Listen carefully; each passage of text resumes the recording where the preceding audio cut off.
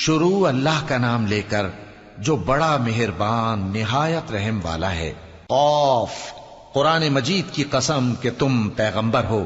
اصل بات یہ ہے کہ ان لوگوں نے تعجب کیا کہ انہی میں سے ایک خبردار کرنے والا ان کے پاس آیا تو کافر کہنے لگے کہ یہ بات تو بڑی عجیب ہے، بھلا جب ہم مر گئے اور مٹی ہو گئے تو پھر زندہ ہوں گے؟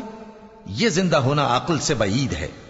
ان کے جسموں کو زمین جتنا کھا کھا کر کم کرتی جاتی ہے ہم کو معلوم ہے، اور ہمارے پاس تحریری یادداشت بھی ہے۔ بلکہ عجیب بات یہ ہے کہ جب ان کے پاس دین حق آ پہنچا تو انہوں نے اس کو جھوٹ سمجھا۔ سو یہ ایک الجھی ہوئی بات میں پڑے ہیں۔ کیا انہوں نے اپنے اوپر آسمان کی طرف نگاہ نہیں کی کہ ہم نے اس کو کیسے بنایا اور سجایا، اور اس میں کوئی شگاف تک نہیں؟ اور زمین کو دیکھو، اسے ہم نے پھیلایا اور اس میں پہاڑ رکھ دیے اور اس میں ہر طرح کی خوشنما چیزیں اگائیں تاکہ رجوع لانے والے بندے ہدایت اور نصیحت حاصل کریں۔ اور ہم نے آسمان سے برکت والا پانی اتارا اور اس سے باغ اگائے اور کھیتی کا اناج اور لمبے لمبے کھجور کے درخت جن کا گابھا تہ بتہ ہوتا ہے۔ یہ سب کچھ بندوں کو روزی دینے کے لیے کیا ہے۔ اور اس پانی سے ہم نے مردہ زمین کو زندہ کیا، بس اسی طرح قیامت کے روز نکل پڑنا ہے۔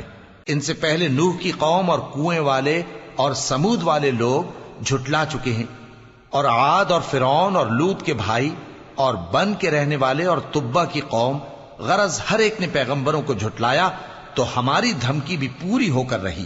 تو کیا ہم پہلی بار پیدا کر کے تھک گئے؟ نہیں، بلکہ یہ اثر نو پیدا کرنے کے بارے میں شک میں پڑے ہوئے ہیں۔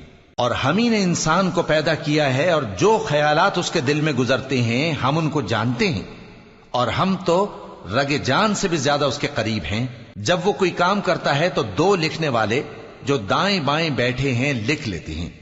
کوئی بات اس کی زبان پر نہیں آتی مگر ایک نگہبان اس کے پاس لکھ لینے کو تیار رہتا ہے۔ اور موت کی بے ہوشی حقیقت کھولنے کو طاری ہو گئی۔ اے انسان، یہی وہ حالت ہے جس سے تو بھاگتا تھا، اور سور پھونکا جائے گا، یہی عذاب کی دھمکی کا دن ہے۔ اور ہر شخص ہمارے سامنے اس حال میں آئے گا کہ ایک فرشتہ اس کے ساتھ ہانکنے والا ہوگا اور ایک اس کے اعمال کی گواہی دینے والا۔ یہ وہ دن ہے کہ اس سے تو غافل ہو رہا تھا، اب ہم نے تجھ پر سے پردہ اٹھا دیا تو آج تیری نگاہ تیز ہے۔ اور اس کا ہم نشیں فرشتہ کہے گا کہ یہ اعمال نامہ میرے پاس تیار ہے۔ حکم ہوگا کہ ہر سرکش ناشکرے کو دوزخ میں ڈال دو، جو مال میں بخل کرنے والا، حد سے بڑھنے والا، شبہ نکالنے والا تھا، جس نے اللہ کے ساتھ اور معبود مقرر کر رکھے تھے، تو اس کو سخت عذاب میں ڈال دو۔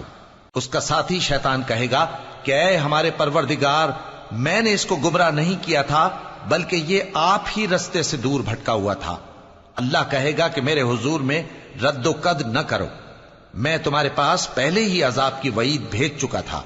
میرے ہاں بات بدلہ نہیں کرتی، اور میں بندوں پر ظلم کرنے والا نہیں۔ اس دن ہم دوزخ سے پوچھیں گے کہ کیا تو بھر گئی؟